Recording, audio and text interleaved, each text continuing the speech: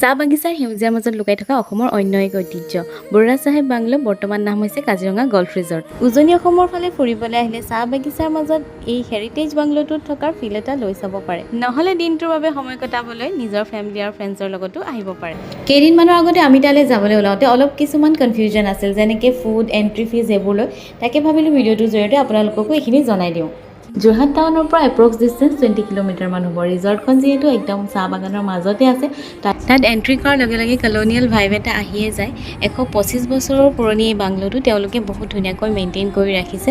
গোটেই ব্ৰিটিছৰ দিনৰ ধুনীয়া ডেক'ৰেশ্যনখিনি এতিয়াও আছে। ডাইনিং হলটোত সোমোৱাৰ লগে লগে আপোনাৰ একদম ভিণ্টেজ ভাইব এটা আহি যাব, আৰু ডাইনিং হলটো যথেষ্ট ডাঙৰ।